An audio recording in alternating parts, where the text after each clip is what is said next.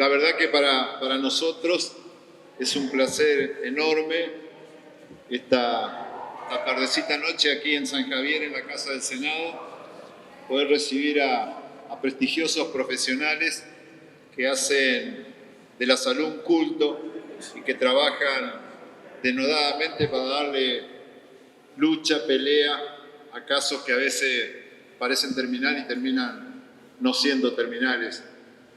Y yo puedo decir con algún cachito de autoridad esto, porque hace 11 años atrás tuve un cáncer de recto, después tuve metástasis en el hígado y después en el estómago, y acá hay parte de quienes me ayudaron a vencer esa instancia, y hoy, gracias a la relación que hemos mantenido en estos años con mucho respeto, pero con Tuccio Pierini, es un tipo espectacular de la medicina, pero también de la vida, con Leandro, que es el hijo, que es una gran persona y que nos ayuda siempre a nosotros, no importa si el paciente tiene obra social o no tiene, si puede pagar o no puede pagar, mandámelo que lo veo en mi oficina y así muchísimos casos. Y hoy lo podemos tener aquí en San Javier, agradecerle a los medios de comunicación que más allá de esta pandemia que nos tiene preocupados a todos, son quienes nos permiten llevar a cada hogar, a cada lugar de San Javier, de la región, del departamento, esta disertación, esta prevención, este hablar de profesionales que tienen que ver con la salud, con el cáncer, con las adicciones. Así que a todo el equipo, en vos, Tuccio, en vos, Leandro, a todos ustedes, bienvenido a San Javier y gracias por estar aquí con nosotros. Bueno, buenas noches. Muchas gracias por estar junto a nosotros. Venimos con la mejor predisposición y muy orgulloso de ser un representante de un gran amigo que es Pepe Uceo, que siempre estuvo luchando por estas tierras, siempre. Y lo conozco y lo conocemos todos los que vinimos a través de su tremenda obra. Esta es una demostración, donde estamos ahora es algo hermoso y bueno, da gusto estar junto a ustedes y ojalá podamos transmitirle todo nuestro sentimiento en base a nuestra experiencia en algo que nos agrada, que es el aparato digestivo, por el cual luchamos por tratar de darle la atención que corresponde a cada uno de los seres humanos. Muchas gracias y estamos a disposición de las preguntas que quieran. Luego voy a presentar al equipo que comparte nuestro GEA. Y ahora voy a ponerme a disposición de las preguntas que ustedes quieran hacer.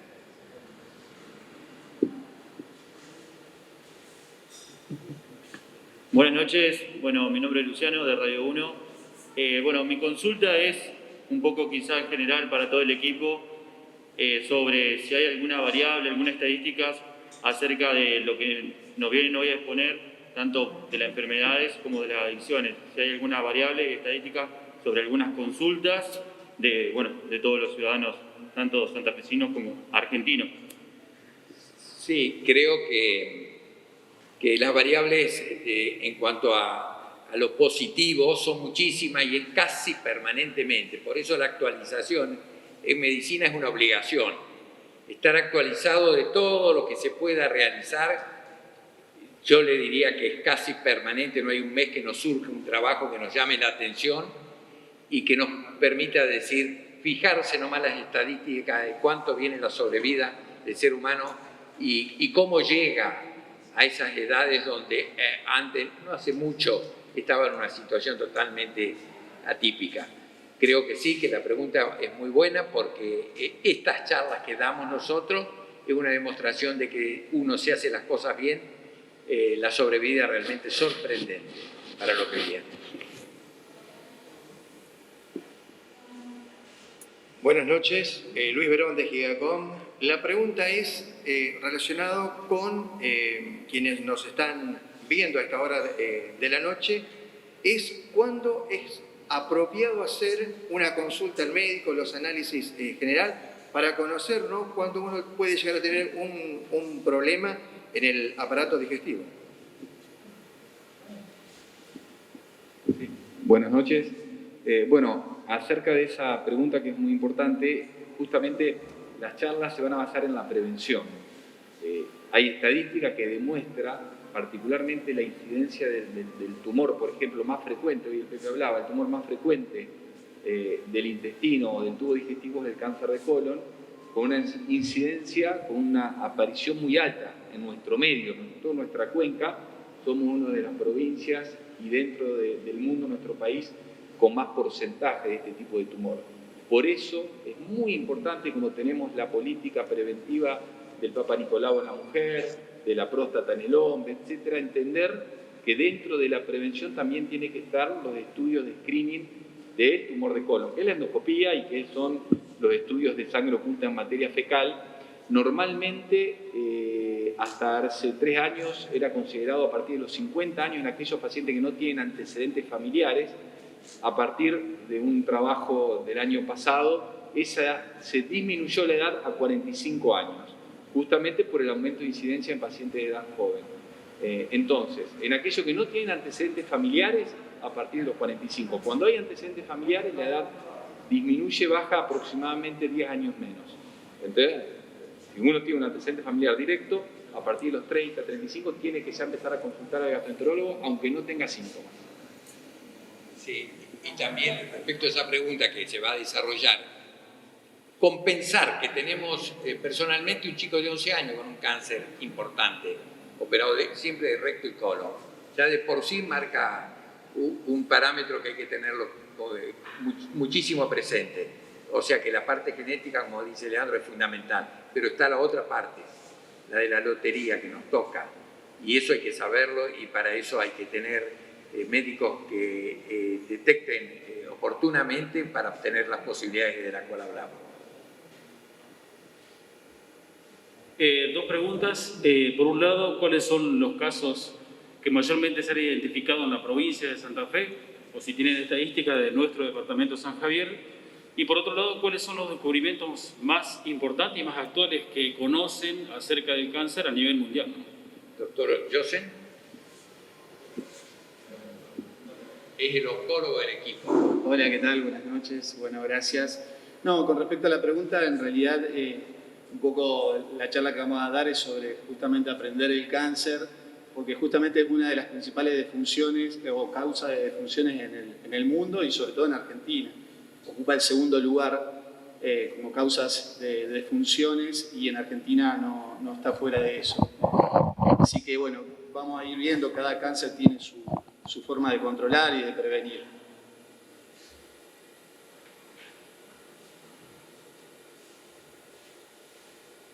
¿El COVID-19 ataca el aparato digestivo?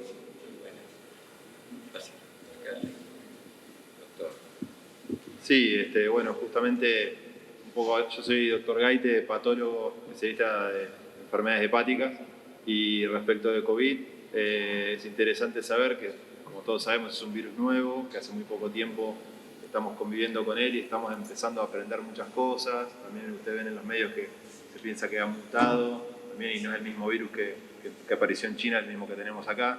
Sí, también se ve que hasta el 20% de los pacientes hacen alguna manifestación que se llama prodrómica del aparato digestivo. Quiere decir que antes de que aparezca la fiebre o antes de que aparezcan los síntomas del aparato respiratorio, muchos pacientes tienen vómitos, náuseas y diarrea. ¿Sí? Muchas veces pasa desapercibido como una gastroenteritis. Esto es importante también dar tranquilidad, no es que toda gastroenteritis es un coronavirus, para nada. Sí ocurre en los lugares de alta prevalencia de la enfermedad, cuando tenemos bolsones cerrados, donde ha habido muchos infectados, en esos lugares donde uno dice, bueno, tenés 1 de cada 10 personas está infectado de COVID, en esos lugares se ve que hasta 20% de las personas desarrollan síntomas digestivos. Lo que sí hay que llevar de tranquilidad a la comunidad es que no todo síntoma digestivo es coronavirus. ¿Ya? Eso son otra cosa distinta. A veces se expresa con diarrea, a veces se expresa con náuseas, con distintas maneras, pero dentro del aparato digestivo sí tiene presencia.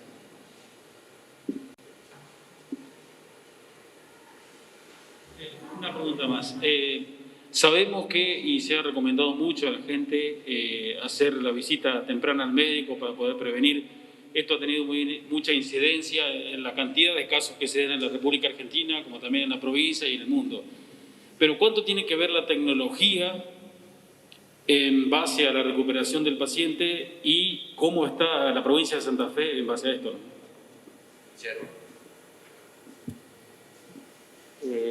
Obviamente la tecnología es fundamental en esto. En líneas generales, los pacientes intubados necesitan de aparatos sofisticados, de poder mantener su función respiratoria y por suerte se está, desde ese punto de vista, trabajando muy bien. Se cuenta con suficiente respirador y con respiradores de alta tecnología. Y a partir de lo que dijiste, de la pregunta, que es muy bien, la tecnología ha permitido justamente aumentar la expectativa de vida muchísimo respecto a lo que era años atrás.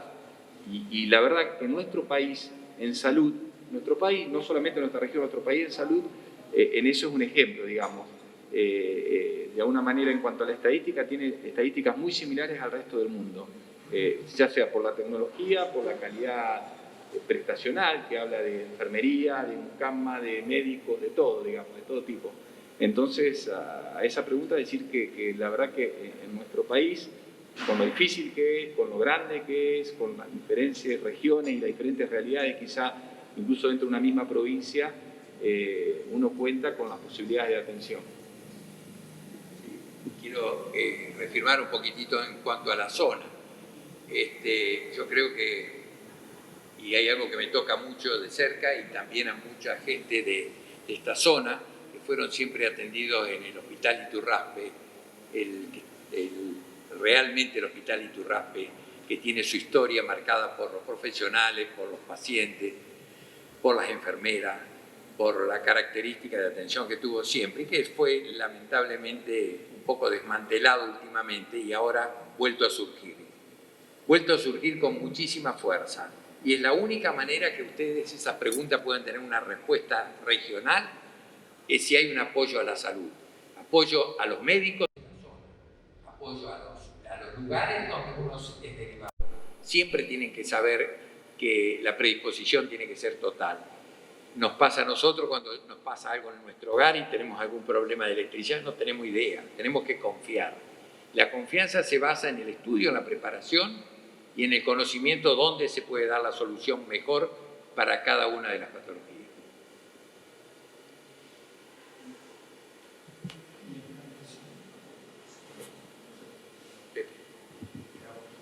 ¿Vos otra pregunta, Lucho? Sí, la última, porque tengo la duda. Sobre adicciones, ¿cuáles van a ser los puntos que van a tocar? Bueno, respecto a adicciones, como aparte soy especialista en enfermedades hepáticas, vamos a hablar principalmente al alcohol, ¿sí? Y también una adicción que es más frecuente que el alcohol y que es algo importante para hablar, el tema de adicciones al alimento, a la alimentación, o sea, las alteraciones en cómo nos alimentamos y cómo comemos, principalmente. Bueno, de esta manera culminamos esta pequeña conferencia agradeciéndoles nuevamente por la presencia aquí en San Javier. Es un placer tenerlos en la Casa del Senado, que es la casa de todos los integrantes del departamento.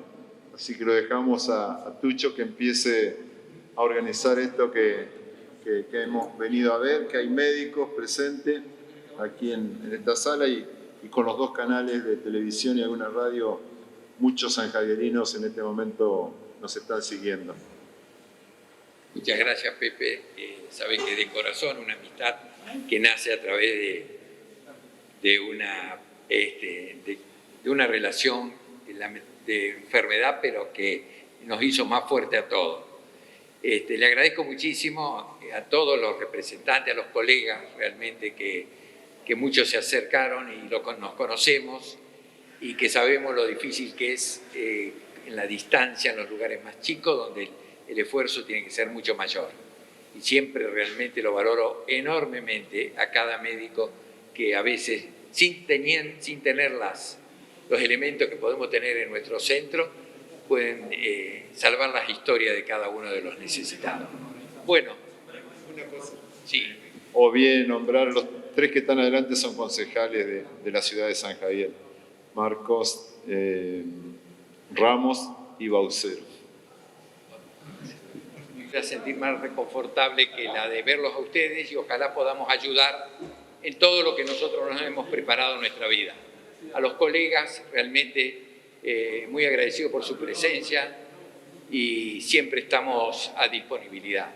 El grupo se formó en relación a las enfermedades del aparato digestivo, que siempre fue un problema consolidar todo el equipo en un solo lugar y teniendo lo mejor que se pueda tener acorde con el país, con las circunstancias que se vive, pero pensando que todos los aparatos, toda la aparatología o toda la formación de cada uno de los integrantes tenía que ser lo más completa posible.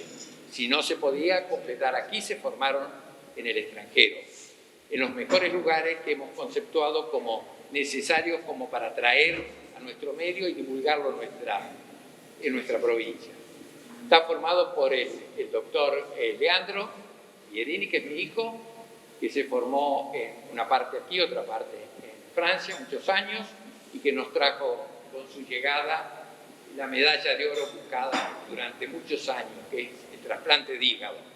Consolidamos en nuestra ciudad después de muchísimo sacrificio, porque tuvimos choques importantes con Capital y con otros centros, consolidar un centro de trasplante que se fue, ya tenía el antecedente de riñón, pero se sumó el de corazón y así realmente nos hizo sentir muy complacidos en alcanzar eso.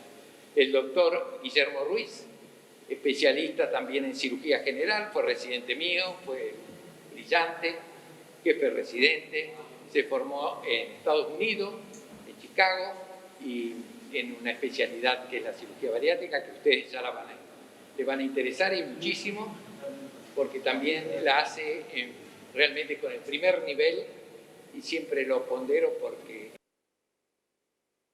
el doctor Evan Bryan, alguien tiene que siempre le toca al mismo. Y el doctor Huguimos, que ustedes lo conocen, es parte de las endoscopías, de los estudios que va a hablar Leandro, que son imprescindibles y necesarios para hacer diagnóstico temprano. El doctor Abdelajá José, que es un excelente residente, fue también mío, formado, y luego cirujano general, jefe de residentes y dedicado a la parte nutricional. Un excelente médico y excelente persona. El doctor David Jossen, un oncólogo de lujo que nos costó mucho traerlo porque no había manera de conquistarlo, créanmelo. Y bueno, llegó y gracias a Dios lo tenemos al lado nuestro. Después falta el doctor Paladini Hugo, que no vino, la doctora Albertengo, que está a cargo de la parte de anatomía patológica, de los estudios que se hacen para biopsia, el doctor Luisito Gaite, que es alguien a quien quiero muchísimo porque es mi ahijado y aparte inteligente, salió con neuronas brillantes y está también dentro del equipo de trasplante. Tenemos residentes, tenemos concurrentes, tenemos alumnos, conformamos una familia donde el objetivo siempre es la salud, la buena persona y el mejor médico que pueda existir. Ese es el objetivo. La próxima. Acá tiene un poquito la expresión. Una foto que hacemos.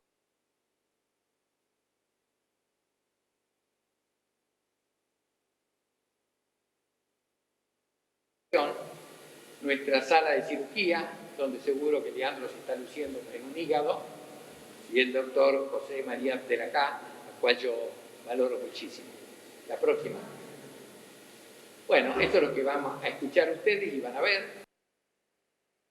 Imagen laparoscópica, la cirugía endoscópica, nuestra cirugía convencional y el percutáneo. Es decir, abarcamos todos los sectores de la medicina convencional, de la medicina de avanzada y de las complicaciones que tenemos propias y ajenas, pero que siempre nos acompañan. ¿Algo más?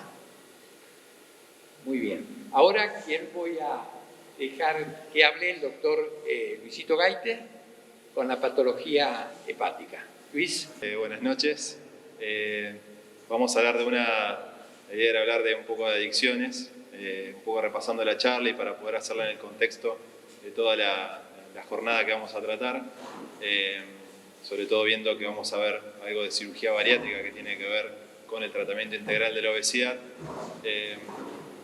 Mi idea era enfocar en un problema hepático que tiene origen justamente una adicción o una mal forma de comer, que es el hígado graso, ¿sí?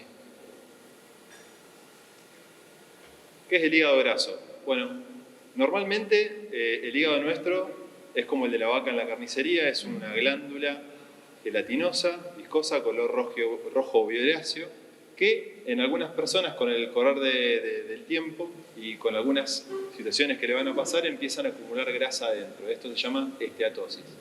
Esta esteatosis es silenciosa, no da síntomas, no da ni ataque al hígado, ni da empacho, ni da molestias.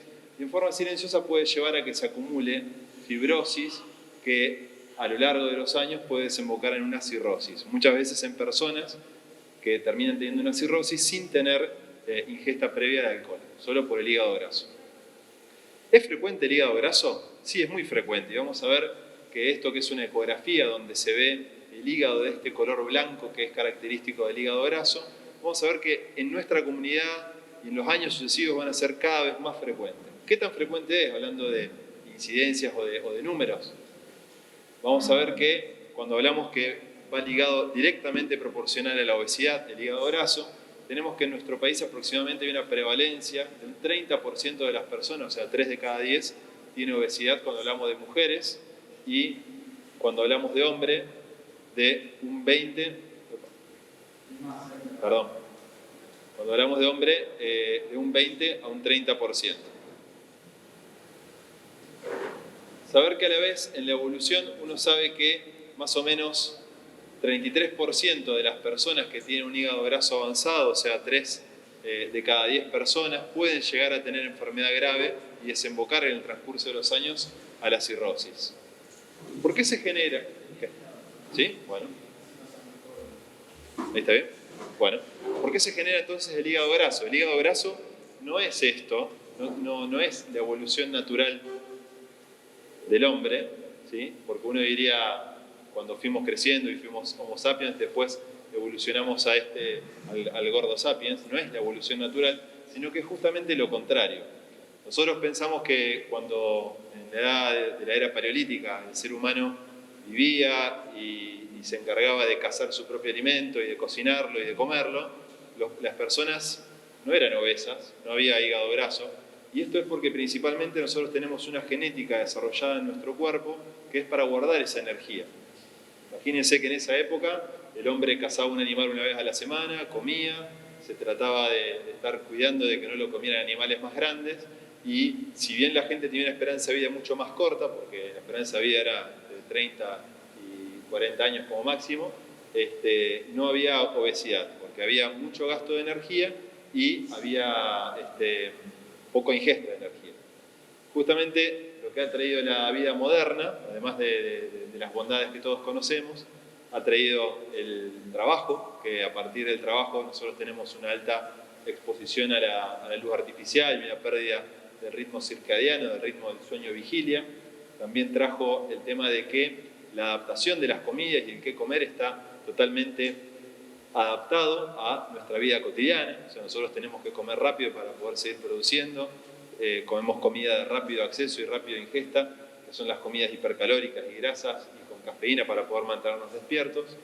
Y también trajo el tema de la conservación de los alimentos, que es muy bueno porque ya nadie muere de hambre, pero tenemos una gran oferta de energía y una gran oferta de alimentos de larga estadía.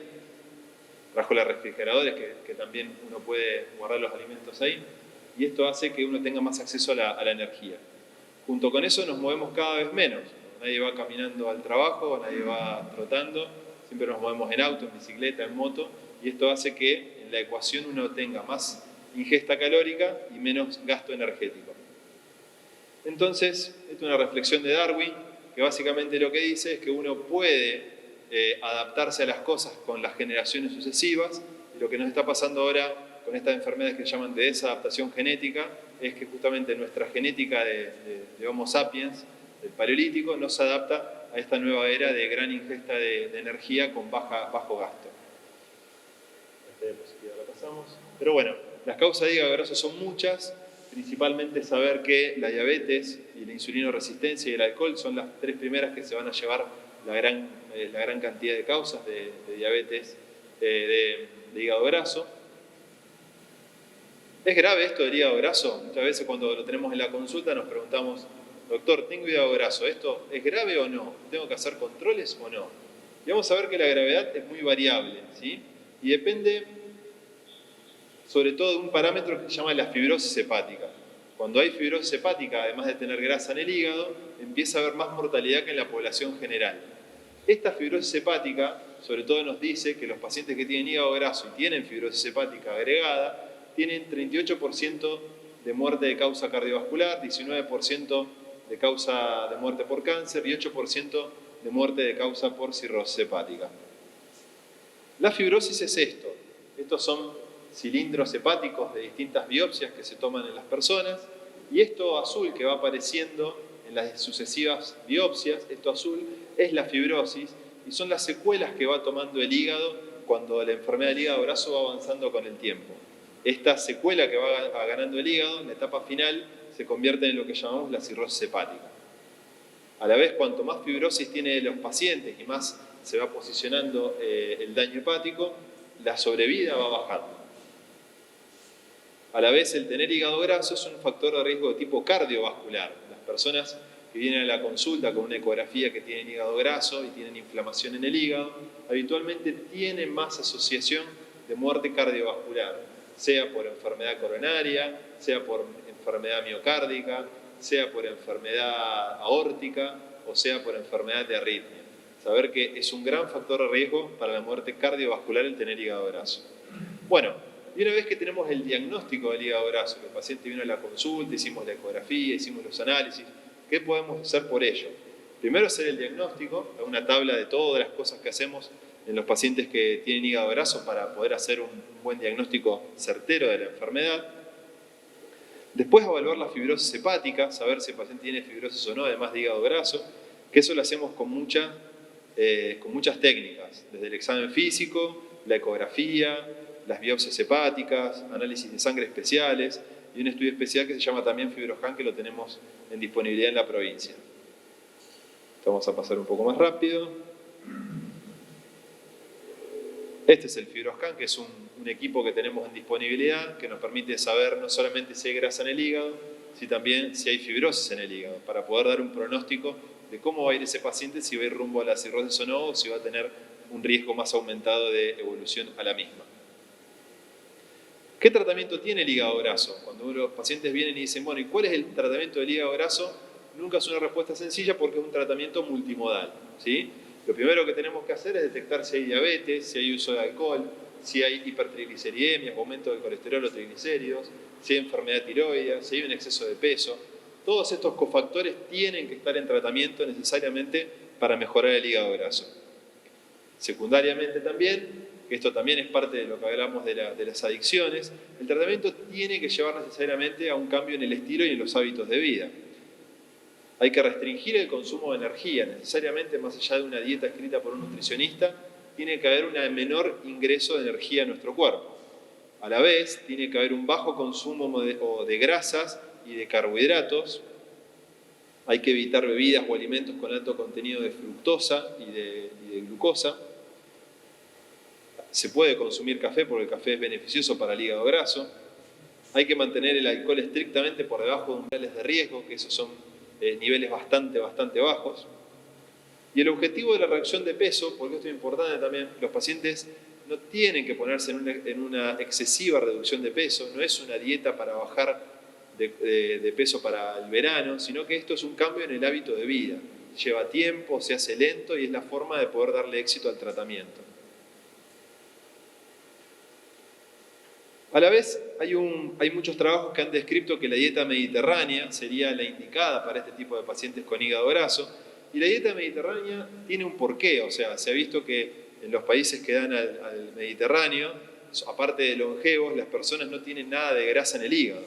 Principalmente esto se ve, no solamente por, acá tienen todos los viejitos saludables de Grecia, esto se ve por una cuestión de hábitos, ¿sí? No solamente qué comer, sino que fíjense, esta es una pirámide nutricional de lo que sería saludable para el hígado graso, y en la base de la pirámide ustedes ven que no tiene nada que ver con la comida, pero sí tiene que ver con el cómo vivimos.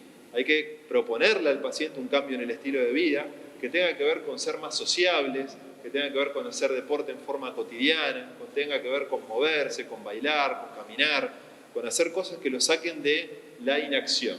A partir de esto, las personas suelen tener un cambio favorable, muchas veces los mandamos al psicólogo para hacer psicoterapia conductual, para poder cambiar ciertos hábitos de sedentarismo, y después hacer un consumo que van a ver que es una dieta sumamente frugal, ¿sí? Una dieta rica en granos, rica en frutas, rica en semillas, rica en aceite de oliva, que va a ser la base del cambio dietético que tenemos que plantear en el paciente.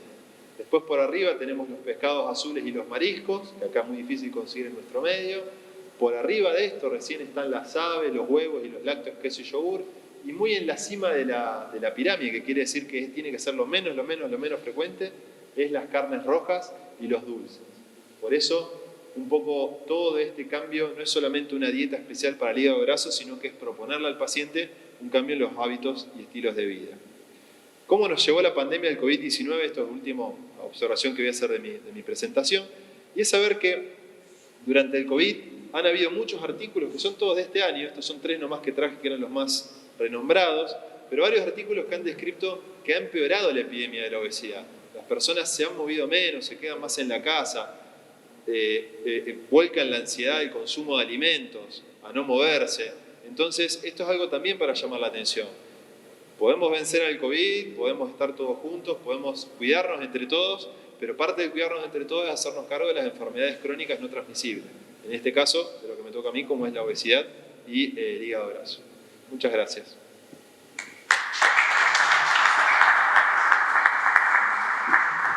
Muchas gracias, doctor Luis Gaite. Ahora vamos a escuchar al doctor Guillermo Ruiz, que es un poquito como para sacarnos del complejo de la comida, qué podemos hacer cuando nos pasamos de los kilos. Guillermo, a tu disposición. Bueno, buenas noches, muchas gracias por la invitación. Comentarles un poquito de lo que consiste la cirugía bariátrica, que no deja de ser un complemento más de lo que habló el doctor Gaite recién en cuanto a nuestra alimentación, ¿no? Si sometemos a alguien a una cirugía bariátrica, la pirámide que mostró el doctor no debe dejar de existir.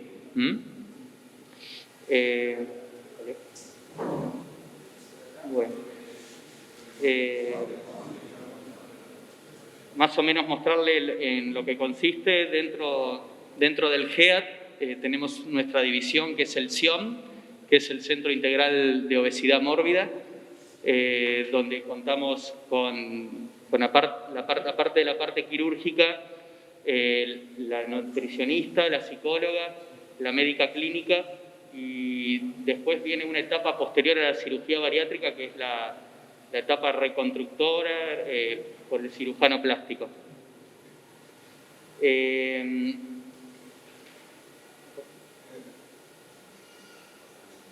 Bueno, primero definiendo qué es la obesidad. Es una enfermedad, es crónica y se caracteriza por un exceso de grasa en nuestro organismo, y tener presente que esa grasa, aparte de estar en exceso, está inflamada, y eso es lo que genera mediadores químicos que van lesionando el resto de los órganos.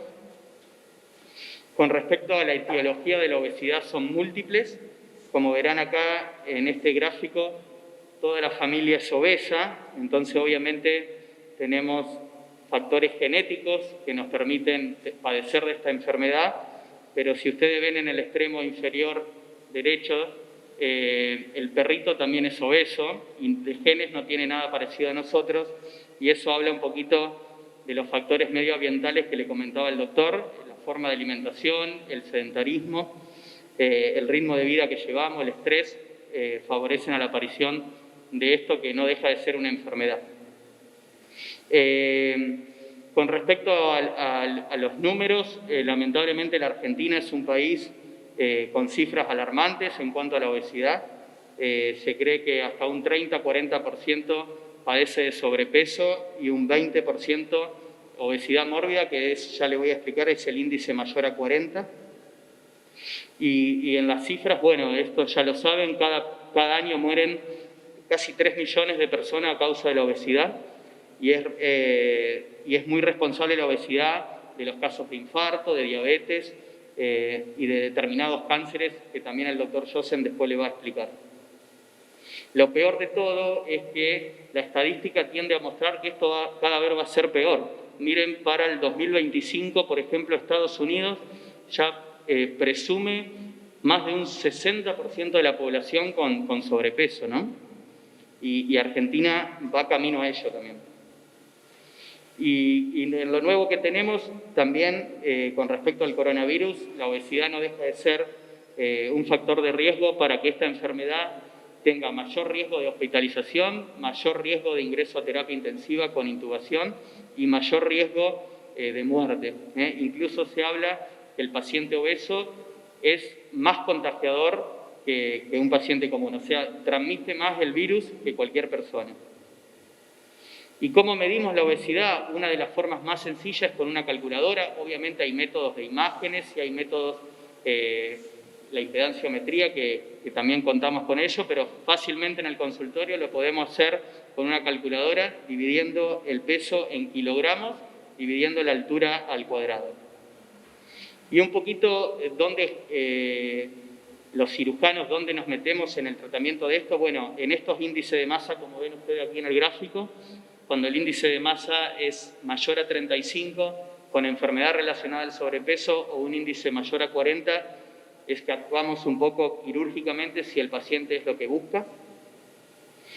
Y esto para tener en cuenta lo que es la obesidad. Partimos con el sobrepeso, pero después el abanico de enfermedades es múltiple. Lo más frecuente, como el doctor le dijo, primero la apnea obstructiva del sueño, que consiste en pausas respiratorias mientras dormimos. Eso genera mayor riesgo de infarto, mayor riesgo de ACV, mayor riesgo de muerte súbita y está muy relacionada al sobrepeso. La enfermedad grasa del hígado, que recién le comentó el doctor Gaite. La diabetes es el más frecuente junto a la hipertensión, la enfermedad del corazón y la dislipemia, y algo que es muy frecuente del paciente con sobrepeso, los dolores en las articulaciones, rodillas, caderas, es muy frecuente. También las pancreatitis, las litiasis vesiculares. Y lo más común de ver cuando el paciente llega al consultorio es que tenemos un paciente polimedicado, medicado para la diabetes, medicado para la hipertensión, para los triglicéridos, y que a veces tiene que usar el CPAP, que es el aparato que ustedes ven en este extremo, para poder suprimir esas apneas del sueño, donde obviamente tenemos un menor nivel de oxigenación de la sangre. ¿Y qué podemos ofrecer con respecto al tratamiento de la obesidad? Obviamente lo que dijo el doctor, la dieta, los cambios de hábitos en cuanto al ejercicio físico. Hay fármacos también para bajar de peso, no es lo más efectivo, tiene un descenso de peso pobre al año. El tratamiento endoscópico también se puede realizar, por ejemplo, el balón intragástrico, la aplicatura, también con valores de pérdida de peso muy menores a lo que ofrece la cirugía bariátrica, y que, como verán, el último eslabón, la cirugía en donde las pérdidas de peso son mayores y más sostenidas en el tiempo. Esto no lo digo yo únicamente, esto es muy importante, esto salió publicado en el año 2019, se juntaron 7 sociedades científicas, la Sociedad Argentina de Cirugía, la Sociedad Argentina de Cirugía de la Obesidad, la Asociación Argentina de Cardiología, la Sociedad Argentina de Nutrición, de Diabetes, de Pediatría y de Endocrinología. Se hizo un consenso y obviamente que la cirugía bariátrica necesita de un tratamiento interdisciplinario, que ya lo vamos a comentar un poquitito. Y también, como verán, es lo que se demostró que es el tratamiento más eficaz y seguro para la obesidad clínicamente grave, ¿no es cierto? ¿Y a quién les indicamos? Bueno, eso ya lo estuvimos viendo, sobre todo pacientes con índice de masa de 40 o de 35 con enfermedades relacionadas al sobrepeso. ¿A quién se las contraindicamos a esta cirugía? Obviamente el paciente que que no hace cambios de hábitos antes de la cirugía no es el mejor candidato y tiene que tener una preparación para esto, pero también hay ciertas patologías médicas que impiden desarrollar estas cirugías, como patologías psiquiátricas que no están en tratamiento, la cirrosis, que le habló el doctor, una cirrosis descompensada no es conveniente operar, el embarazo, adicción a drogas y obviamente el cáncer no controlado, no podemos aplicar una cirugía en esos tipos de pacientes. Y básicamente para comentarles cómo trabajamos, bueno, la consulta más frecuente es que el paciente viene a buscar esa solución mágica mediante la cirugía. Obviamente, primero tratar de ponerlo en contexto, decir que la cirugía, si bien produce los mejores descensos de peso, eso por sí solo no lo va a curar al paciente, sino lo va a curar un tratamiento multidisciplinario, donde la cirugía es un complemento más. Por eso es importante la pesquisa clínica de todas las enfermedades que les comenté. Obviamente con el nutricionista trabajar el acceso a una nutrición saludable. Obviamente con el psicólogo trabajar todos los déficits de autoestima, todos los problemas que puede tener este paciente o los miedos a la cirugía para poder después completar un tratamiento a largo plazo. Esto yo siempre lo asemejo mucho a lo que hace el doctor Jose en el consultorio. La obesidad yo se la asemejo a una enfermedad oncológica, que es el paciente con un cáncer se opera, pero después se tiene que seguir controlando con el oncólogo, con el cirujano. Bueno, esto es igual, el paciente obeso que puede acceder a una cirugía, se opera, pero después tiene que seguir sus controles con el psicólogo, con el nutricionista, con el médico clínico, no es solamente operar y nada más. La historia de la cirugía de la obesidad es larguísima, esto ya lleva casi 70, 80 años desarrollándose. El auge se vio en el año 95 con la aparición de la laparoscopía, pero después en el 2003 con el advenimiento de una nueva técnica que es la manga gástrica, que ya le vamos a comentar. Básicamente los procedimientos hoy en día consisten en o disminuir la ingesta de alimentos o producir un déficit de la absorción de esos nutrientes, y así tenemos la manga gástrica, que es la técnica que más se realiza en el mundo, no significa que sea la mejor, consiste en sacar una parte del estómago y transformar ese estómago en algo más chiquito. Después tenemos el bypass clásico, que es el gol estándar en el tratamiento, consiste en formar un nuevo estómago sumamente chiquito y eso después se lo conecta al intestino delgado, salteando una parte muy importante del aparato digestivo como el resto del estómago, el duodeno y aproximadamente los 60 primeros centímetros de intestino delgado. Esa es la técnica que nosotros más realizamos. Y otra técnica es el bypass de una anastomosis que está indicado para índices de masa mucho más altos porque tratamos de excluir una parte muy larga del intestino de la absorción de los nutrientes. Con respecto a cada técnica, bueno, saber que la manga es un procedimiento restrictivo que tiende a saciar al paciente más precozmente, sacamos toda esta parte, está indicado en índices bajos o en índices muy altos como primer paso quirúrgico, produce buenas reducciones de peso, tiene desventajas a largo plazo, que es la generación de reflujo un poco y hasta reganancia de peso mucho más que nuestras técnicas. Por eso tratamos de no hacer, salvo en pacientes seleccionados. El bypass gástrico, la técnica que más realizamos, es lo mejor, sobre todo para paciente obeso asociado a diabetes, es lo que mejor controla esa diabetes. Y bueno, y la otra técnica que sí es muy buena, sobre todo en hiperobesos, porque produce grandes descensos de peso, que es el bypass de una anastomosis. ¿Qué ventajas tenemos con esta cirugía bariátrica? Al ser laparoscópica permite también una reinserción laboral rápida, permite escaso dolor, buenos resultados estéticos y mejoramiento y resolución de las enfermedades asociadas con un gran disminución del peso. ¿Cómo seleccionamos la cirugía? Y un poco va a depender de la edad del paciente, del índice de masa, a mayor índice de masa y un poco técnicas más agresivas, entre comillas, según el hábito alimentario, según cómo va de cuerpo. y siempre la presencia, por ejemplo, de reflujo gastroesofágico o de esofagitis por reflujo nos contraindica para hacer una manga gástrica. Lo más frecuente, esto es muy satisfactorio, es ver que el paciente en la primera consulta o en las consultas toma muchísimos medicamentos, pero uno después del descenso de peso rápido que se produce, lo más frecuente es que el paciente se cure de todas sus enfermedades asociadas y todos esos medicamentos vayan a parar a la basura. Para terminar, bueno, la nutrición en el postoperatorio es fundamental. Cada paciente tiene su etapa individual. Y para concluir, decimos que la cirugía bariátrica puede considerarse el tratamiento de elección y más efectivo a largo plazo para pacientes con obesidad mórbida, obviamente que han sido seleccionados cuidadosamente, y ha demostrado ser eficaz para mejorar la supervivencia de los pacientes a largo plazo y controlar las enfermedades relacionadas a la obesidad. También tener en cuenta que el paciente obeso es un paciente de alto riesgo, necesita de la preparación multidisciplinaria y del seguimiento, y la tendencia mundial es hacia la manga.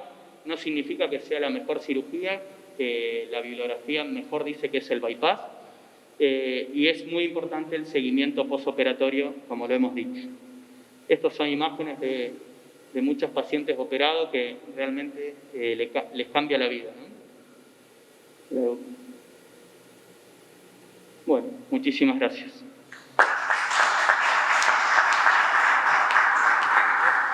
Bueno, muchas gracias, doctor Ruiz. Primero nos quitaron la comida y ahora nos quitan parte del estómago, como para tratar de disminuir, pero siempre creo que son cosas muy importantes de refrescar. La cirugía nos permitió en estas últimas 2 décadas mejorar tanto la calidad de vida en base a lo que el doctor muy bien expresó, pues estas técnicas ya se han hecho mundiales, o sea que ya hay estadísticas muy finas que nos permiten hacer esta selección que muy bien mostró el doctor. Lo cierto es que hay algo sorprendente. Un paciente que tomaba un montón de pastillas, de comprimidos, por necesidad, automáticamente empieza a cambiar su historia. Es muy interesante, por lo menos, informarse, que eso es lo importante. Ahora pasamos a otros temas un poquito más intensos, pero igual de real. Doctor David Johnson, lo escuchamos. Bueno, gracias. Si se me empañan los vidrios, no se asusten porque con el barrijo.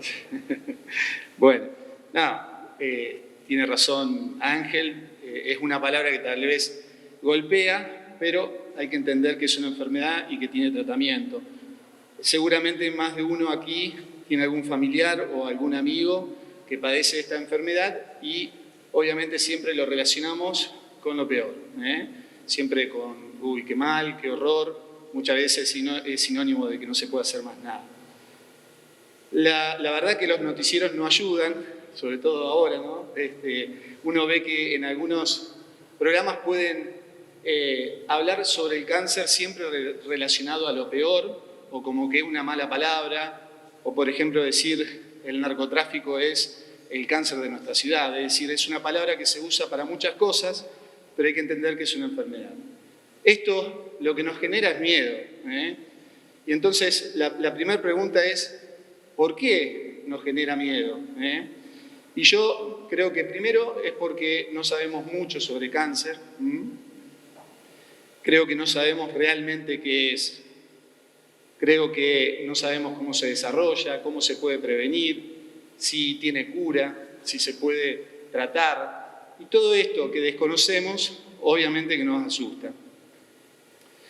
Pero empecemos por acá. Hay millones de sobrevivientes en el mundo de cáncer. Eso quiere decir que es una enfermedad que tiene tratamiento y que se puede curar. Lo que tenemos que hacer es aprender a que hay que hacer controles, que hay que cuidarse, y ahora vamos a ir viendo. No es una enfermedad nueva, es una enfermedad muy vieja, de antes de Cristo, ya estaba descrita. De hecho, el padre de la medicina, Hipócrates, ya habla sobre cáncer, y de hecho la palabra cáncer deriva del griego carquinos, que significa cangrejo, y eso es porque en realidad las células neoplásicas tienen ramificaciones que recuerdan al de un cangrejo marino. un poco para conocer. En realidad el cáncer no es una sola enfermedad, es un grupo de enfermedades, hay cientos de cánceres y todo van a depender del origen, de dónde se origina ese tumor. Y desde dónde se origina tiene su nombre, por ejemplo, mama, cáncer de mama, estómago, páncreas, etc. Pero para entender qué es el cáncer tenemos que empezar a hablar sobre las células. En realidad la célula es nuestra unidad funcional básica, más pequeña, estamos compuestos por millones de células, y dentro de esa célula está nuestro ADN. Ese ADN es el motor, es el que genera el funcionamiento, el comportamiento de cada célula, es el que le dice cuándo tiene que crecer, cuándo tiene que dividirse, pero también le dice cuándo tiene que parar de crecer, cuándo debe detenerse y cuándo morir. ¿Qué ocurre? Normalmente todas las células de nuestro cuerpo tienen una instrucción en común, que es cuando ocurre un daño en el ADN, esa célula suele autodestruirse. A ese mecanismo le llamamos apoptosis, que es en realidad un mecanismo ordenado de muerte celular. En el cáncer, este mecanismo no ocurre, y es por eso que en realidad el freno de esta célula está roto y generan conglomerado de células que van a formar un tumor. Un tumor en realidad es el conglomerado de células que han perdido su función básica. Por ejemplo, si ese tumor se genera en el esófago, como en ese dibujo que ven ahí, que es un tubo que comunica el estómago con la boca, va a generar ya de entrada una molestia, que es una dificultad para tragar. Es decir, que el cáncer es un crecimiento sin control de las células. Eso es lo que es cáncer. Es una sobrepoblación de células. Es como si en el mundo naciera gente y nadie moriría. Es un ejemplo como para entender. El cáncer tiene la capacidad de, su nombre siempre depende de dónde se origina, tiene la capacidad de invadir tejidos a su alrededor, tiene la capacidad de dar metástasis. ¿Y qué son las metástasis? La metástasis en realidad es la siembra de esas células neoplásicas en un lugar distante. Es decir, por ejemplo, un cáncer de colon puede irse al hígado, puede irse al peritoneo, a los pulmones, al cerebro. Es decir, el cáncer, las células cancerígenas viajan por la sangre y contaminan otro lugar, otro tejido. Y llevan toda la valija, toda la información genética que ya tenían en el lugar de origen. Ahora, ¿qué causa estas mutaciones en el ADN? O este daño en el ADN, ¿es una causa genética, lo tenemos de siempre, o hay causas evitables? Bueno, lo importante que tenemos que entender es que a todos se nos puede diagnosticar cáncer. El cáncer no discrimina, puede originarse en cualquier parte de nuestro cuerpo, pero lo más importante e interesante que estuvimos hablando hasta ahora es que 7 de cada 10 casos están relacionados con nuestro estilo de vida. Por lo tanto, con todo lo que dijo Luis y Guillermo, si nosotros mejoramos nuestra calidad de vida, ya de entrada vamos a disminuir la posibilidad de tener diagnóstico de cáncer. El tabaco es el principal factor de riesgo evitable en el cáncer. El 22% de las muertes de cáncer es generada por el tabaquismo. A eso le tenemos que sumar una buena actividad física. Bueno, todo lo que dijeron los chicos, todo esto tiene relación con favorecer esas mutaciones en el ADN y generar cáncer. Pero, lamentablemente, hay cosas que no podemos prevenir. Una de ellas es el envejecimiento. Este es el factor de riesgo más importante que está en relación al desarrollo del cáncer. En realidad, los cánceres más frecuentes ocurren a partir de los 65 años y los antecedentes familiares. Hay familias que tienen mutaciones o daños de ADN que son heredables y que a esas familias las tenemos que reconocer, cuidarlos y prevenirlos con mayor importancia. Bien, es fundamental para poder curar el cáncer detectarlo temprano. Hay algunos cánceres más frecuentes que tienen métodos sencillos, básicos, económicos y que se deben hacer siempre. ¿Cuáles son esos métodos? Mamografía, mujer a partir de los 40 años o antes, si tiene algún antecedente familiar, una mamografía anual. El Papá Nicolau, paciente que inicia sus relaciones sexuales una vez al año.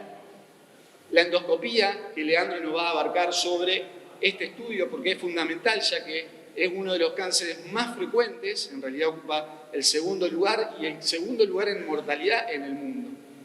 Y sobre todo es el cáncer más evitable con endoscopía, porque lo podemos detectar temprano, ¿no? El cáncer de próstata, el PSA, el examen prostático, todo esto, los hombres a partir de los 40 años ya deberíamos hacer un control de esto, pero inevitablemente si nosotros no hacemos controles, es imposible detectar un cáncer temprano. Por lo tanto, lo primero que tenemos que hacer es ir al médico. El médico, si sospecha un tumor, probablemente nos pida imágenes, que pueden ser variadas. También existen marcadores tumorales que medimos en la sangre, que algunos tumores generan y que podemos, digamos, sospechar de un cáncer cuando ese marcador está elevado en sangre, como el PSA, que es el más famoso en el cáncer de próstata, o el CEA en el cáncer de colon. Y por último, siempre vamos a necesitar el material de esa célula, que me va a decir un nombre y apellido de esa enfermedad. Una vez que nosotros tenemos el diagnóstico de cáncer, lo que hacemos normalmente, o tratamos de hacer casi siempre, es una reunión multidisciplinaria con un equipo oncológico, en donde participamos todos, cirujanos, clínicos, oncólogos, endoscopistas, y tratamos de discutir cada caso en particular. Primero, el diagnóstico. Segundo, el estadio. El estadio es muy importante, saber si el tumor está localizado en un lugar o si se fue a otro lugar. Y por último, el tratamiento. En cuanto al tratamiento, rápidamente, para hablar un poco de esto, lo primero que tengo que saber yo, como oncólogo y el equipo oncológico, en realidad es el nombre y apellido. ¿Está? Necesito una biopsia de ese tumor. Segundo, necesito saber dónde está localizado. Si se genera en el páncreas, en el estómago, si está ahí solamente o si se fue a otro lado. Y realmente si necesitamos ser lo más específico posible. Necesito saber si el tumor está en el páncreas y solamente ahí, o está en el páncreas y en el hígado, porque va a cambiar el tratamiento. Un ejemplo muy pavo, pero para que entiendan, si yo quiero matar una mosca, un mosquito, puedo matarlo con dos armas. Puedo matarlo con un matamosca o puedo intentar con una ametralladora. Probablemente el más sencillo sea más eficaz. Yo no me puedo equivocar en el tratamiento, por eso necesito saber el nombre y apellido, porque puedo hacer más daño que beneficio. Entonces, todo depende de nuestro estadio. Si el estadio está localizado, el tratamiento siempre va a ser localizado primero. Cirugía más algo, pero cirugía casi siempre.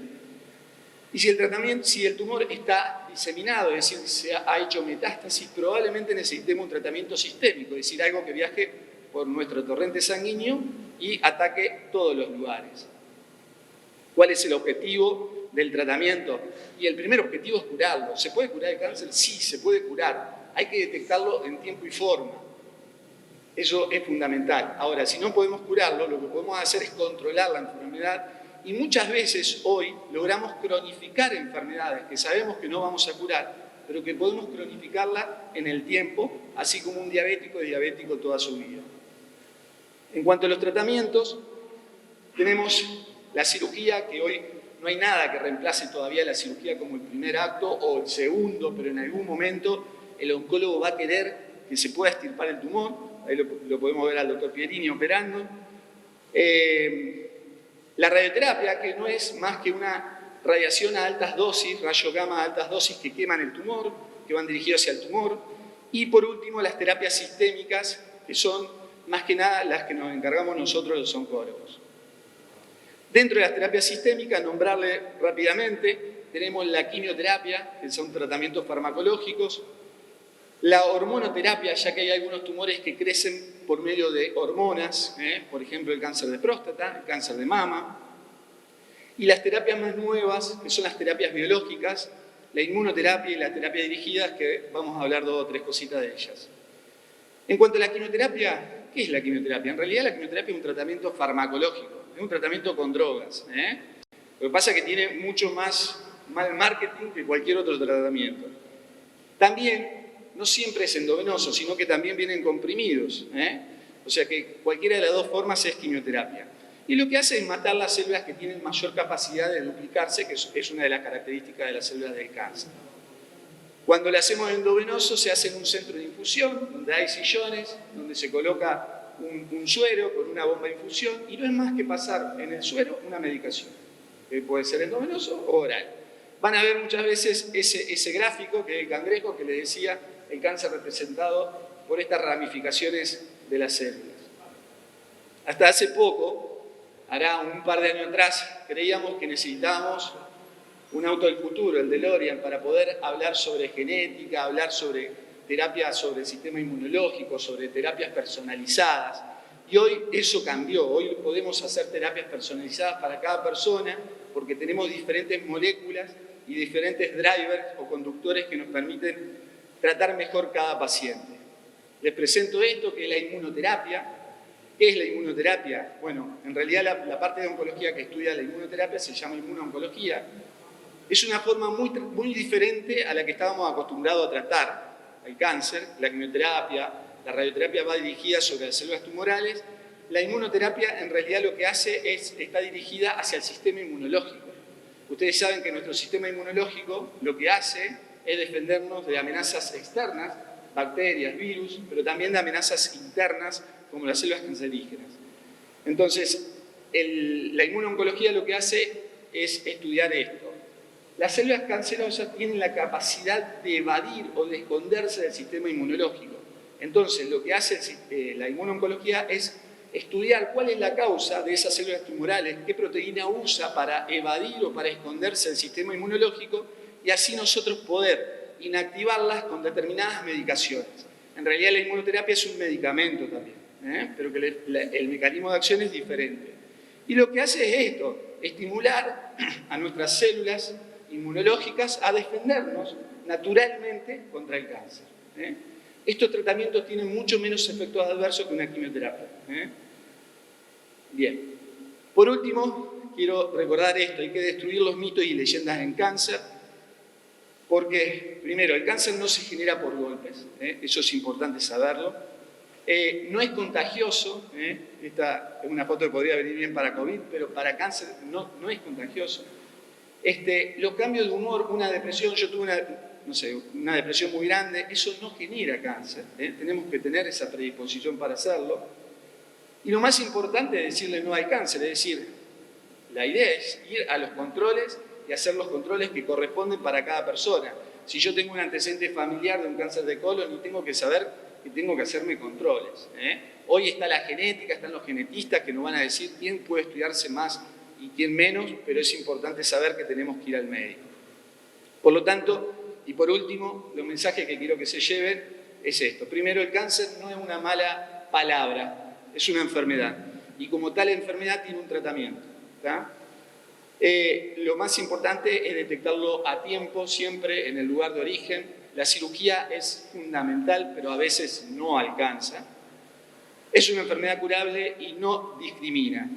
Y por último, lo importante no es lo que nos ocurre, sino cómo lo afrontamos. Muchas gracias.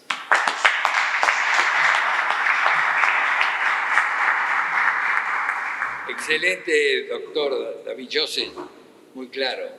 Leandro, te escuchamos. Bueno, buenas noches a todos. Un gusto estar en San Javier con el senador Baucero, a quien le agradecemos mucho la invitación. Es un amigo y la verdad, como él dijo al principio, ¿no? Prácticamente es un ejemplo también, porque prácticamente semana por medio me está hablando por pacientes fundamentalmente que no tienen recursos, que te preocupa que no hablas y que después, lo raro es que después me volvés a hablar a ver qué pasó con ese paciente, y son pacientes sin recursos, que los ayudan, los llevan al hospital, y la verdad que son cosas que uno no sabe, quizás la gente muchas veces no sabe, no se entera, pero eso es realmente admirable dentro de lo que es la política, digo yo, es lo mejor poder ayudar al otro. Bueno, un gusto, muchas gracias a los que nos están viendo, a los que nos están escuchando, a la doctora Vieri, que ha hecho un esfuerzo y se nos vino para San Javier, de Román.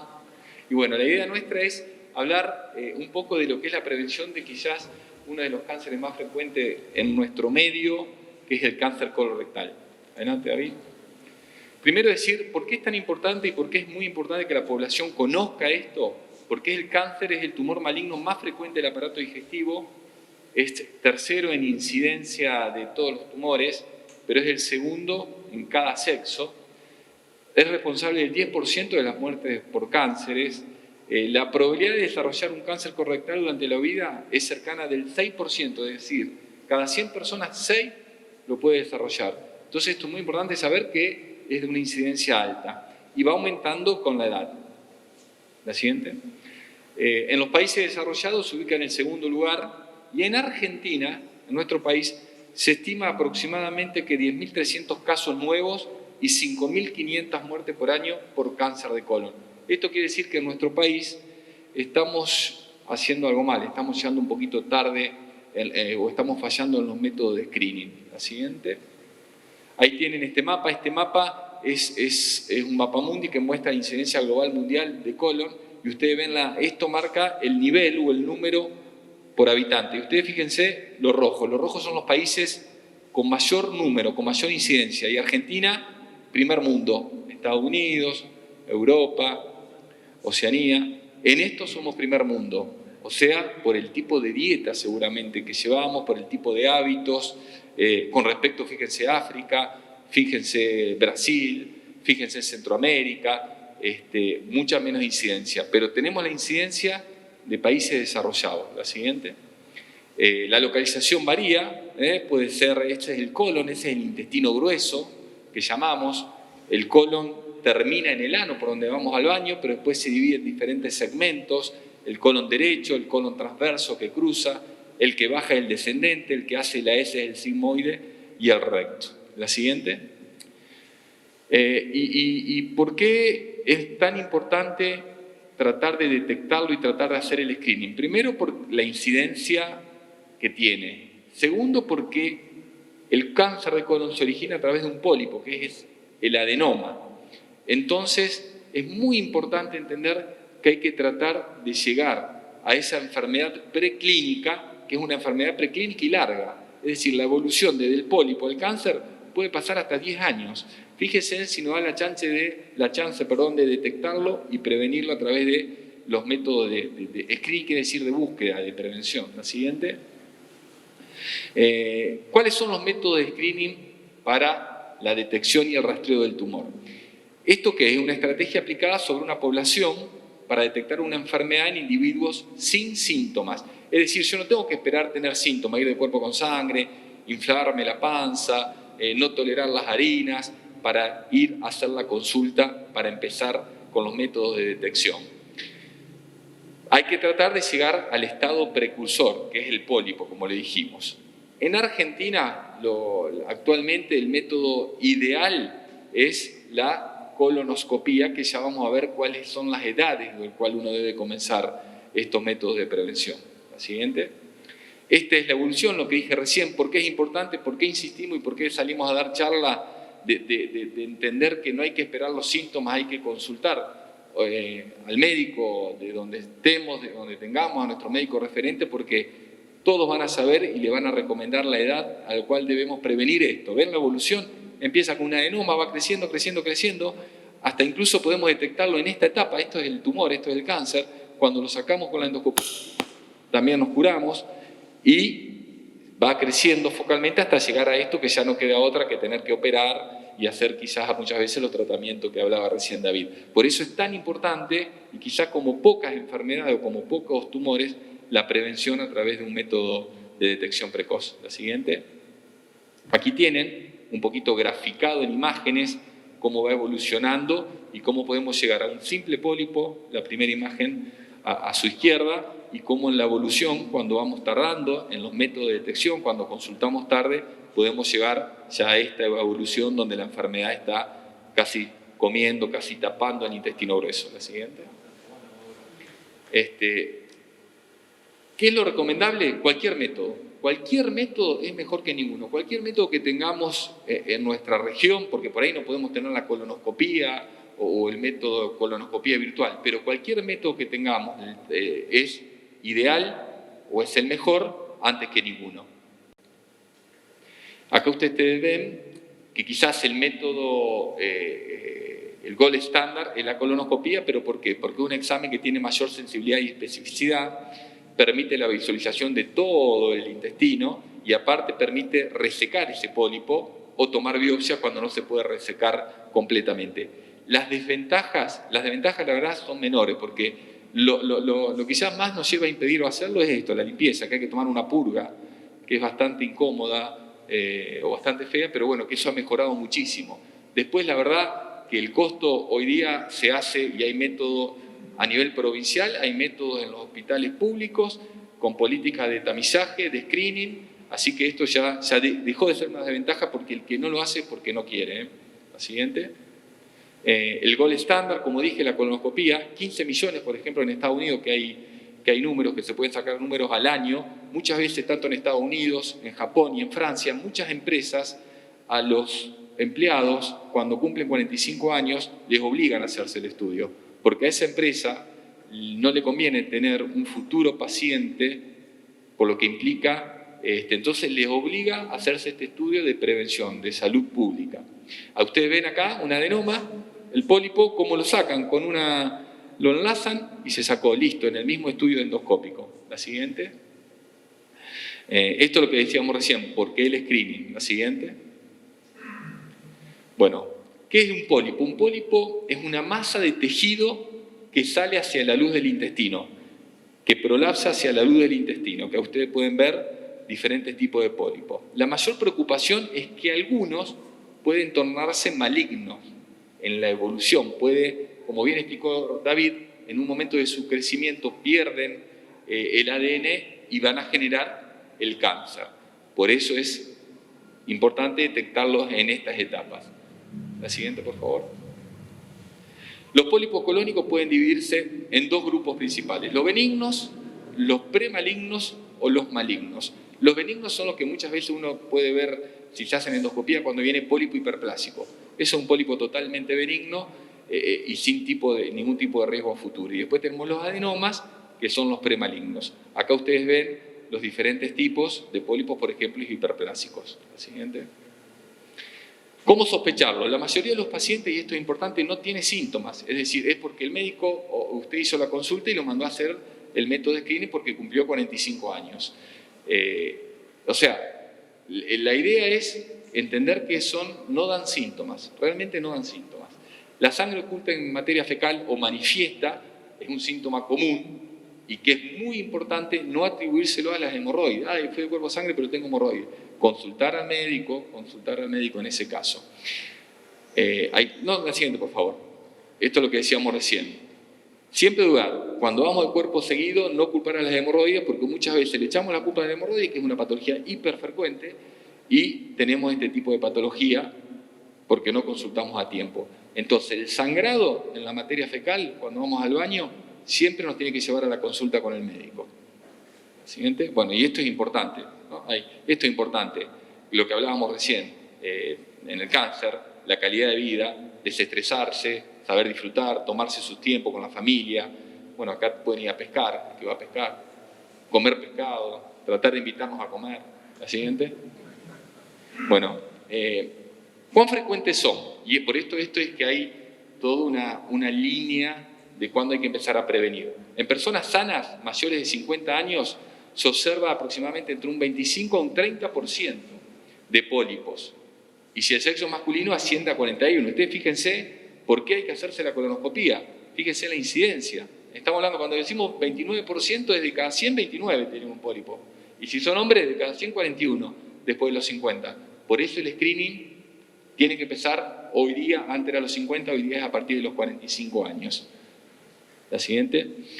¿Qué factores de riesgo? Uno es el hereditario, siempre hay una base genética y después están los factores que facilitan esa base genética.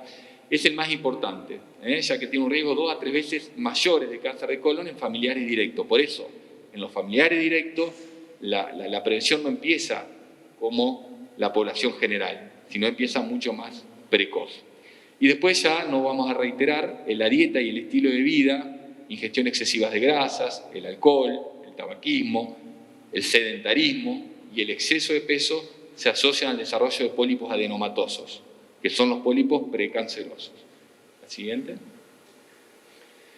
Los factores de riesgos, lo mismo, el envejecimiento, el hereditario y ciertos factores ambientales, como ustedes pueden ver, ¿no es cierto?, el alcoholismo, la baja dieta en fibras. Es muy importante ser consciente de nuestro hábito evacuatorio, por ahí son temas que uno no habla mucho, pero es importante tenerlo uno y consultarlo con su médico. Soy constipado, ¿qué quiere decir ser constipado? ¿Qué quiere decir ir de cuerpo en forma inadecuada muchos días entre una y otra deposición, o ir de cuerpo en forma inadecuada mucho tiempo, que cuesta mucho, etc. Entonces, eso también siempre tenerlo en cuenta. Tratar de tener un ritmo evacuatorio adecuado. Y después una dieta también adecuada, como ustedes pueden ver, no con esto, sino con lo otro. Adelante. ¿Cómo diagnosticamos? La videocolonoscopía, que es un método, ustedes ven ahí, ese es un equipo de videocolonoscopía, se hace el estudio, el paciente está sedado, es un estudio ambulatorio, donde a través de ese estudio se puede diagnosticar y tratar en el momento sacando el pólipo, que es el precursor. Y listo, ya está, se terminó. Después lo que hay que hacer es controlarlo, obviamente, de acuerdo al tipo de biopsia, será el tiempo de control. Ustedes pueden ver que el 100% de los pacientes se curan cuando la lesión fue preneoplásica. Sacamos el pólipo, el paciente está curado, 100%. Si incluso lo detectamos y tenía un cáncer, pero era un cáncer precoz, también casi 100% curado. Y obviamente, de lo que habló David, cuando llegamos tarde y ya es un cáncer, bueno, no importa, se puede operar. También se cura un alto porcentaje en aquellos pacientes que tienen un estadio temprano. Por eso, hacer el estudio, ¿por qué? Porque se puede curar, la siguiente, o prevenir, que es mejor. Debo controlarme, sí, siempre, en paciente que le sacamos un pólipo, le hicimos la endoscopía, encontramos un pólipo y el pólipo fue adenomatoso, el paciente debe ser controlado. ¿Cada cuánto? Bueno, eso es un poco variable. Las normas, hasta 3 años uno puede esperar. Nosotros, debido a ese mapa que vimos, y porque dentro de ese mapa nuestra cuenca lechera, nuestra región, tiene una incidencia un poquito sobrelevada respecto a ciertas zonas del resto del país, cuando encontramos un pólipo adenomatoso, al año le hacemos reiterar la endoscopía hasta no encontrar nada. La siguiente. Ahí tienen un tipo de pólipo, fíjense lo que es, un honguito. Hoy día hay métodos de cronoscopía, digamos, dentro de la endoscopía uno puede hacer como una tinición y puede encontrar estas diminutas lesiones que la puede tratar en su momento. Ustedes ven cómo se ve el intestino por dentro y lo que son pólipos, son lesiones que se detectan, por eso es muy importante la calidad del equipo y la técnica del médico, ¿no? Tomarse su tiempo para encontrar esas lesiones diminutas. La siguiente. Con esta, quiero que toque con Santa Fe, la siguiente. Fundamentalmente, y lo más importante, es la prevención primaria, que eso son políticas de salud sanitaria, son políticas gubernamentales que tienen que insistirse, como la política en el Papa Nicolau, en la mama, en la próstata del hombre. Esto tiene que estar, eso es la prevención primaria, el screening poblacional general. Y después está la prevención secundaria, con prestar muy especial atención a los grupos de riesgo, que son los factores heredados genéticamente en pacientes que tienen ciertas enfermedades o ciertas colopatías que pueden predisponer al cáncer en forma más precoz. La siguiente, esto un poquito ya lo que hablamos, cómo lo podemos prevenir a partir de los cambios de hábitos. Ustedes fíjense cuando hablamos de obesidad, cuando hablamos de adicciones, que cuando hablamos de cáncer, cómo nuestros hábitos, cómo empieza por nosotros. Es muy importante consultar al médico, ni hablar, pero yo siempre digo, lo importante empieza desde la infancia, y desde la infancia y desde los hábitos nutricionales, desde la infancia realmente comienza. Y depende de uno también, de la casa, de la formación y de la educación que le podemos dar nutricional y física, porque la prevención empieza ahí. Y la prevención secundaria es la pesquisa. La siguiente. ¿Cómo prevenir? Familiar directo, lo que dije, a partir de los 35 años en los familiares que tienen la genética marcada. Mucho más bajo que la población general, debemos empezar con los estudios. La siguiente. La siguiente, esto es una enfermedad genética que no viene al caso. Adelante. Bueno, estos son métodos que mejoran aún más la detección. No vienen al caso, pero sí están, se cuentan y es muy importante para mejorar aún más la detección de lesiones mínimas aún más pequeñas. La siguiente. Eso es un endoscopio, cómo se trabaja, esto cómo se ve fundamentalmente cómo trabaja el endoscopio con los diferentes canales de trabajo. La siguiente. Las biopsias. La siguiente, David.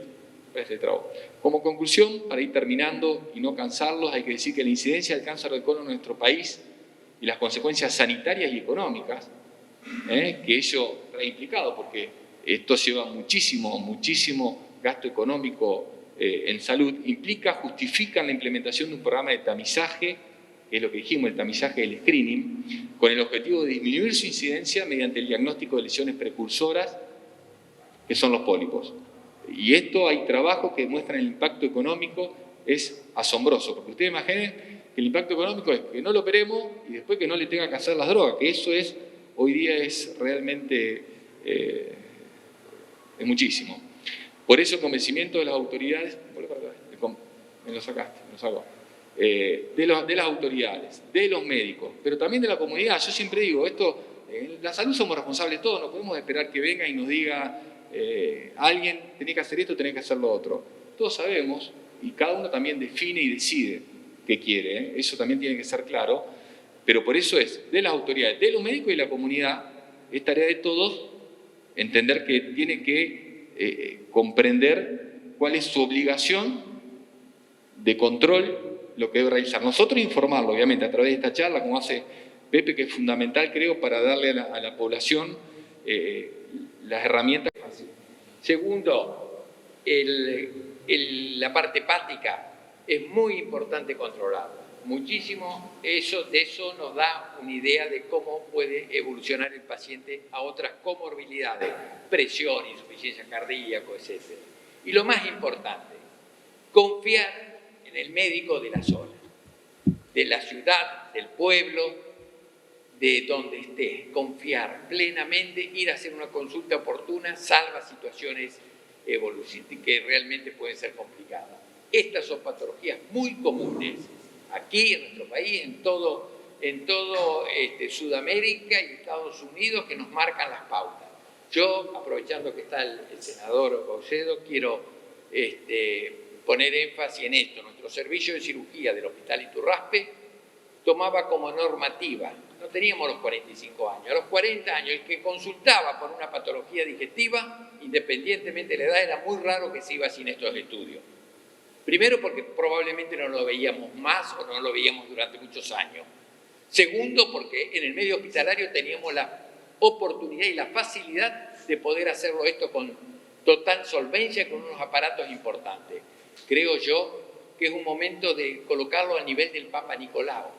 Tendría que ser una obligación para que de esa manera esta patología, que si bien como nos mostró el doctor Joseph, puede tener solución y tiene solución, pero para el camino de esa solución a veces hay que pasar momentos un poco y bastante ingratos. Muchas gracias a todos, quedamos a disposición de las preguntas que quieran.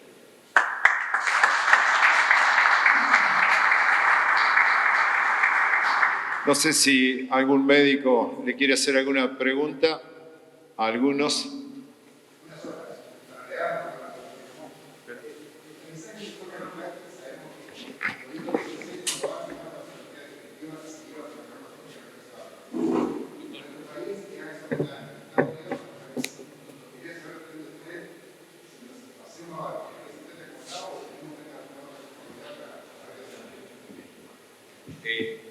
Muy bien, muy buena pregunta, la verdad que tal cual, y es una duda, pero a partir, y veníamos hablando, cuando veníamos en el camino veníamos hablando, porque esto fue un trabajo del año pasado, americano el trabajo, no es argentino, pero nosotros, como vimos en el mapa, somos equivalentes en ese sentido. Disminuyeron la edad de screening a los 45 años, y creo que tenemos que hacer lo mismo. ¿Pero por qué? Porque estamos viendo pacientes cada vez de menor edad con este tipo de patología. Es simplemente empezar el primer estudio 5 años más bajo.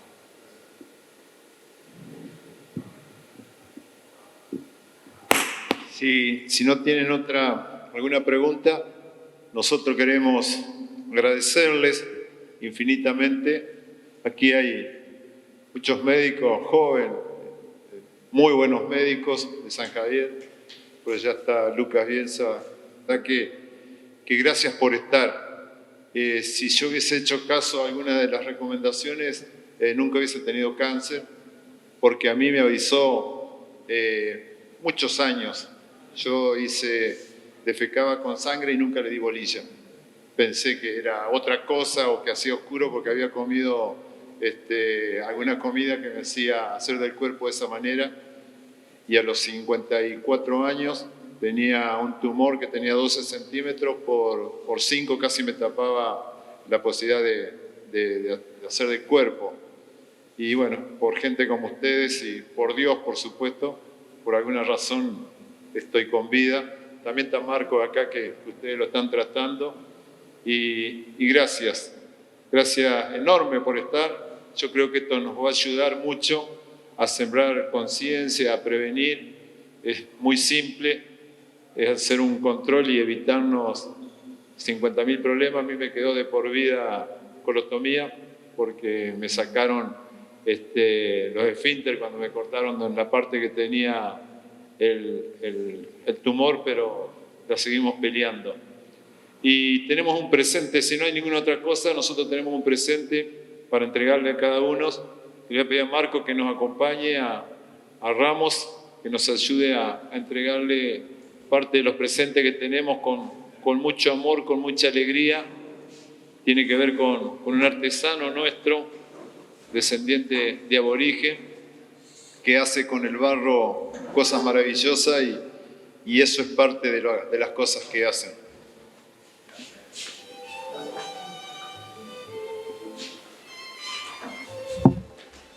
Mostrarlo, mirá que no se te caiga porque es de barro. Ese es nuestro santo patrono que nosotros cada vez que tenemos algún problema de salud, de creciente o de lo que sea, le pedimos y le pedimos con mucha fe y con mucho amor, y por lo general siempre nos concede. Con el tema del coronavirus también le pedimos constantemente que nos cuide. Y si usted quiere cerrar, doctor, con todo gusto. Pepe, querido, el ejemplo que vos diste contando tu historia, yo creo que ayuda, no te imaginás a la cantidad de gente. Siempre el ejemplo, el caso, y es difícil, antes era difícil contar esto y hablar de esto. Hoy es más fácil, más común, porque sabemos que se salvan y que realmente la expectativa de vida es muy importante. Pero yo les cuento la anécdota. Tuvimos grandes conflictos porque ahora nuestro querido Hospital Iturraspe va a ser un centro oncológico. Y gracias a la gestión, me acuerdo las primeras reuniones, Pepe era uno de los tremendos estimulantes de que esto se consolide. Hoy tengo el apoyo realmente general, masivo, y estamos muy próximos, en pocos días más, diría yo, de una obra magnífica, donde cualquiera, va a ser para cualquiera la posibilidad de tener un diagnóstico preciso, o no, de nada, que está todo bien de salud y que disfrute la vida.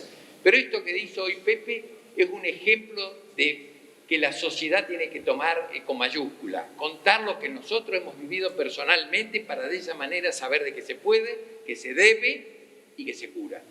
Muchas gracias a todos. Muy bien.